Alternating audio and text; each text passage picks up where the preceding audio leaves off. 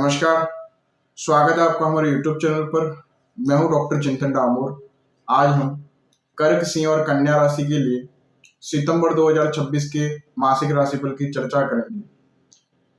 सबसे पहले कर्क राशि की हम बात करेंगे। तो कर्क राशि के लिए इस महीने आपकी राशि में दो पंच महापुरुष राजयोग बनेंगे और नीचभंग राजयोग भी बनेगा। गुरु और मंगल से नीचभंग राजयोग आपकी राशि में बनेगा 18 सितंबर से मंगल के नीच होने पर, और हंस नाम का पंचमहापुरुष राजयोग बृहस्पति से यहाँ आपको प्राप्त हो रहा है। और इसके अलावा केंद्र त्रिकोण राजयोग और मालव्य नाम का पंचमहापुरुष राजयोग आपको प्राप्त हो रहा है। साथ में स्वराशि में सूर्य का गोचर 17 सितंबर तक आपके धन भाव पर रहेगा। तो इस महीने आपके मान सम्मान की वृद्धि होगी, आपको आपके करियर में उछाल आएगा, करियर में सुधार देखने को मिलेगा, भाग्य का आपको जबरदस्त साथ देखने को मिलेगा, भूमि भवन वाहन का आपको सुख प्राप्त होगा, पारिवारिक सुखों की प्राप्ति होती हुई दिखेगी और आर्थिक स्थिति आपकी मजबूत होती हुई दिखेगी। हालांकि कुछ खर्चे भी यहाँ पर बने रहेंगे 18 सितंबर तक, जहाँ मंगल आपके 12वें भाव में रहेंगे, तब तक थोड़े खर्चे भी आपको देखने को मिलेंगे। ओवरऑल आपकी आर्थिक स्थिति बेहतर रहेगी। इस समय आपके जो द्वितीय सूर्य है वो 17 सितंबर तक आपके द्वितीय भाव में गोचर करेंगे। इस समय के दौरान परिवार का आपको सहयोग प्राप्त होता हुआ दिखेगा। इस समय धन की प्राप्ति भी होगी, आपके धन में वृद्धि होगी। इस समय नई जॉब लग सकती है और इस समय आंखों से संबंधित रोग हो सकते हैं और आंखों का ऑपरेशन भी इस समय हो सकता है। फिर 17 सितंबर से आपके द्वितीय सूर्य आपके तीसरे भाव में चले जाएंगे। तो इस समय आप में एनर्जी लेवल बढ़ जाएगा, आप काफी हाईली एनर्जेटिक रहेंगे। योग, प्राणायाम और फिटनेस के प्रति आपका रुझान बढ़ेगा। इस समय यात्राएं भी आपकी बढ़ेंगी, छोटे भाई बहनों का आपको सहयोग प्राप्त होगा। इस समय यात्राएं करेंगे और उससे आपको आर्थिक लाभ भी प्राप्त हो सकता है। फिर हम बात करेंगे आपके बुध की, जो कि आपके द्वादशेश और तृतीय से, और ये आपके तीसरे भाव में 7 सितंबर से गोचर करेंगे। तो यात्राओं का यहाँ पर अच्छा सहयोग बनेगा, साहस पराक्रम बढ़ेगा, छोटे भाई बहनों से रिश्ते आपके मधुर होंगे और इस समय भाग्य का भी आपको अच्छा साथ देखने को मिलेगा। फिर 26 सितंबर से बुध आपके चतुर्थ भाव में चले जाएंगे। यहाँ पर मित्र राशि में इनका गोचर होगा। तो यहाँ पारिवारिक सुखों की आपको प्राप्ति होती हुई दिखेगी, माता पिता का सहयोग आपको प्राप्त होगा और इस समय सुख सुविधाओं पर धन का खर्च हो सकता है। फिर मंगल की बात करें, जो कि 18 सितंबर तक आपके द्वादश भाव में गोचर करेंगे, आपके लिए योग कारक ग्रह है।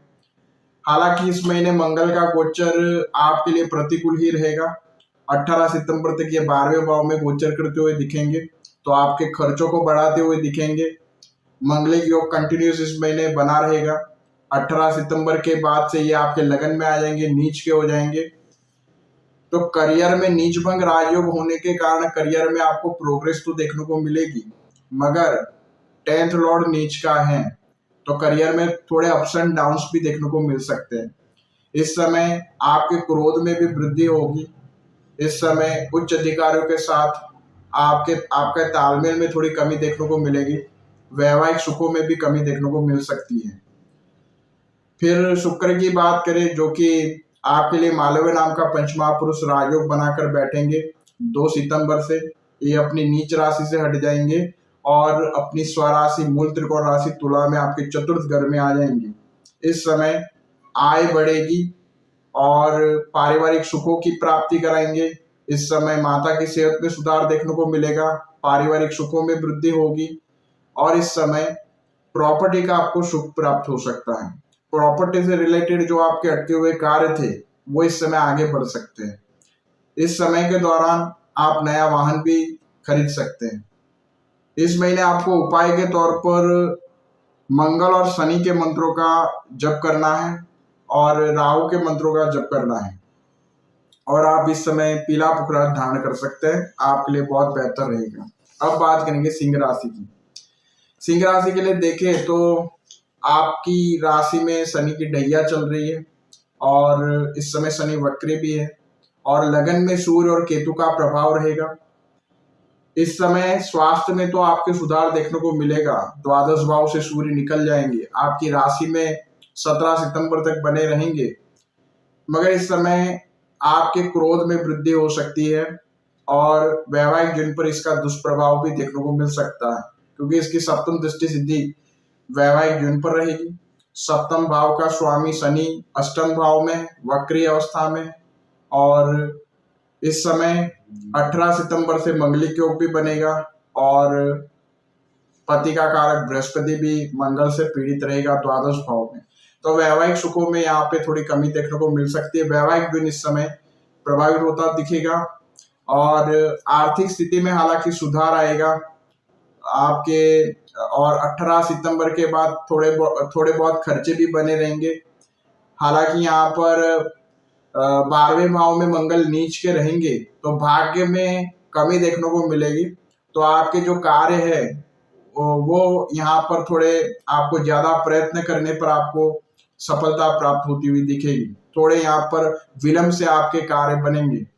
अब आपके जो लग्न सूर्य की बात करें तो ये 17 सितंबर तक केतु के साथ आपके लगन में रहेंगे, स्वास्थ्य को बेटर करेंगे और इस समय आपके मान सम्मान को भी बढ़ाएंगे, आपके आकर्षण में भी वृद्धि करेंगे।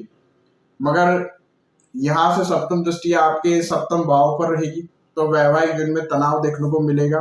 फिर ये 17 सितंबर से द्वितीय भाव में चले जाएंगे। योग कारक ग्रह हैं, धन में वृद्धि करते हुए दिखेंगे, पारिवारिक सुखों की आपको प्राप्ति कराएंगे और 17 से लेकर के यहाँ से 26 सितंबर के मध्य बुधादित्य योग बनेगा जो कि आपके धन भाव पर रहेगा।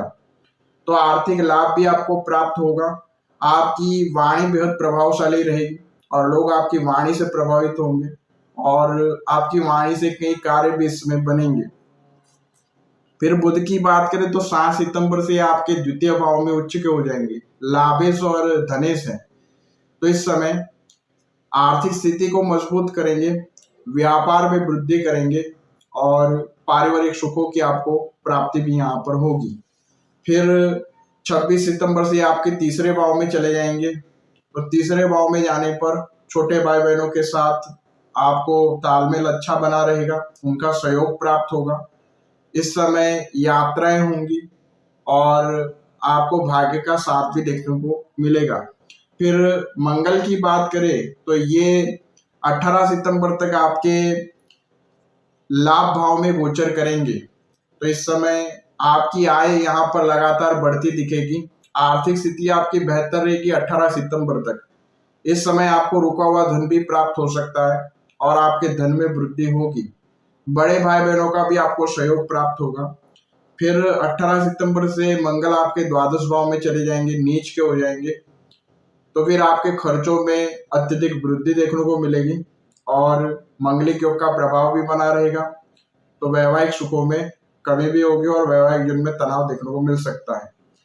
शुक्र की बात करें जो आपके 10वें और तीसरे भाव के स्वामी हैं और आपके तीसरे भाव में ये आ जाएंगे 2 सितंबर से। तो यहाँ पर तीसरे भाव में जैसे ही गोचर करेंगे तो आप काफी मेहनती हो जाएंगे, आपकी मेहनत को बढ़ाएंगे क्योंकि ये पराक्रम का भाव है।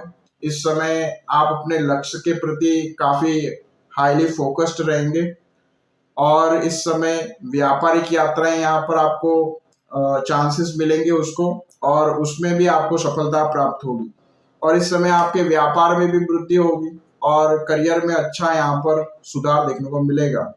इस महीने आपको उपाय के तौर पर आपको मंगल और शनि के मंत्रों का जप करना चाहिए और एक माणिक्य और पन्ना रत्न आपको धारण करना चाहिए। अब हम बात करेंगे कन्या राशि की। कन्या राशि के लिए देखें तो इस महीने आपकी राशि में भद्र नाम का पंचमहापुरुष राजयोग बनेगा, बुध आदित्य राजयोग बनेगा और यहाँ पर शुक्र नीचता से हट जाएंगे जो कि आपके लिए योग कारक ग्रह हैं और आपके धन भाव पर चले जाएंगे और स्वराशि के यहाँ पर मजबूत अवस्था में हो जाएंगे। तो इनका अच्छा लाभ देखने को मिलेगा। आपके धनेश धन भाव पर स्वराशि के होंगे और लाभ भाव में बृहस्पति उच्च के होंगे। तो आय भी इस महीने अच्छी रहेगी और बचत भी यहाँ पर अच्छी देखने को मिलेगी। इसके अलावा बुध का आपकी राशि में जाना आपके स्वास्थ्य को बेहतर करेगा। करियर में आपको उच्च स्तरीय सफलता देखने को मिलेगी और सरकारी नौकरी पेशा लोग हैं उनको इस समय नई जिम्मेदारियां प्राप्त हो सकती है। भाग्य का आपको जबरदस्त साथ मिलेगा और सामाजिक प्रतिष्ठा भी यहाँ पर बढ़ सकती है। यहाँ पर जो आपके द्वादश सूर्य है वो 17 सितंबर तक आपके द्वादश भाव में केतु के साथ युति में रहेंगे। इस समय आपके खर्चों में अधिकता देखने को मिलेगी और आपका स्वास्थ्य इस समय प्रभावित हो सकता है। इस समय आंखों से संबंधित रोग हो सकते हैं, हार्ट से संबंधित इश्यूज बढ़ सकते हैं, ब्लड प्रेशर अनइवन हो सकता है, अनिद्रा की समस्या हो सकती है और सिर दर्द की समस्या यहाँ पर रह सकती है। इस समय विदेश यात्रा के भी योग बने हुए, तो विदेश यात्रा भी इस समय हो सकती है। फिर 17 सितंबर से ये आपके लगन में चले जाएंगे, तो इस समय वैवाहिक सुखों में कमी करेंगे, स्वास्थ्य को भी प्रभावित करेंगे और जीवन साथी का स्वास्थ्य भी प्रभावित हो सकता है। इसके अलावा जीवन साथी के साथ ईगो प्रॉब्लम्स भी यहाँ पर बढ़ा देंगे। और 7 सितंबर से बुध की बात करें जो कि आपके लग्नेश और दशमें से ये लगन में चले जाएंगे, तो आपके स्वास्थ्य में सुधार होगा, क्योंकि यहाँ पर आपके लगन पर शनि और मंगल की दृष्टि पड़ रही है, तो स्वास्थ्य को यहाँ पर कहीं ना कहीं प्रभावित कर रहे थे और बुध का द्वादश भाव में गोचर लगन को भी कमजोर कर रहा था। तो अब ये लगन में चले जाएंगे 7 सितंबर से, तो स्वास्थ्य को बेहतर करेंगे। इसके अलावा करियर में आपको सुधार देखने को मिलेगा, बेरोजगारों को रोजगार की प्राप्ति होगी। सूर्य के साथ इनका योग होगा 17 से लेकर के 26 सितंबर के मध्य लगन में, तो बुधादित्य योग भी बनेगा। भद्र नाम का पंचमहापुरुष योग तो यहाँ पर बना ही रहे हैं, तो इस समय के दौरान आपको सरकारी नौकरी की भी प्राप्ति हो सकती है और इस समय नई जॉब भी लग सकती है। व्यापारियों के लिए भी समय अनुकूल रहेगा। 26 सितंबर से फिर बुध आपके चले जाएंगे द्वितीय भाव पे, तो आपकी वाणी प्रभावशाली रहेगी और इस समय आय में वृद्धि करेंगे, आपकी आर्थिक स्थिति को यहाँ पर संभालेंगे और पारिवारिक सुखों की आपको प्राप्ति कराएंगे। मंगल 18 सितंबर तक आपके अष्टमेश और तृतीय होकर के दशम भाव में रहेंगे। यहाँ पर मंगल की चतुर्दृष्टि आपके लगन पर रहेगी, तो इस समय स्वास्थ्य संबंधित दिक्कतें देखने को मिल सकती है। शनि की भी सप्तम दृष्टि आपके लगन पर है, तो इस समय आपको फीवर बढ़ सकता है, आपके स्वास्थ्य में अप्स एंड डाउन्स देखने को मिल सकते हैं, आपके स्वभाव में थोड़ा परिवर्तन भी देखने को मिल सकता है, थोड़ा इरिटेशन यहाँ पे बढ़ सकता है। और यहाँ पर मंगल दशम भाव में गोचर करेंगे 18 सितंबर तक, तो करियर में कामकाज का बोझ भी यहाँ पर बना रहेगा। फिर ये आपके लाभ भाव में चले जाएंगे 18 सितंबर से, नीच के हो जाएंगे, तो इस समय धन की हानि करा सकते हैं, आपके पैसे कहीं फंस सकते हैं और इस समय व्यापारों के लाभ में भी कमी देखने को मिलेगी और आपकी आय में भी कमी देखने को मिल सकती है। इस समय बड़े भाई बहनों को किसी प्रकार का कष्ट भी हो सकता है। शुक्र यहाँ पर 2 सितंबर से आपके धन भाव पर चले जाएंगे, स्वराशि की हो जाएंगे, तो ये आपके लिए प्लस पॉइंट है। इस समय आपकी जो वाणी है वो बेहद शानदार हो जाएगी, लोग आपकी वाणी से आकर्षित होंगे, आप अच्छे शब्दों का इस समय चयन करते हुए दिखेंगे। इस समय धन का आगमन होगा, व्यापार की वृद्धि होगी और परिवार में इस समय खुशियां आएंगी। तो इस महीने आपको मंगल, शनि और केतु के मंत्रों का जप करना चाहिए और आप एक पन्ना और एक पुखराज रत्न आप दान कर सकते हैं। तो ये था दोस्तों कर्क, सिंह और कन्या राशि के लिए सितंबर 2026 का मासिक राशिफल। उम्मीद करता हूँ दोस्तों आपको ये वीडियो बेहद पसंद आई होगी। अगर आपको ये वीडियो पसंद आती है तो वीडियो को लाइक कीजिए और ज़्यादा से ज़्यादा शेयर कीजिए और हमारे चैनल को आप सब्सक्राइब कर लीजिए। आज के लिए बस इतना ही। नमस्कार।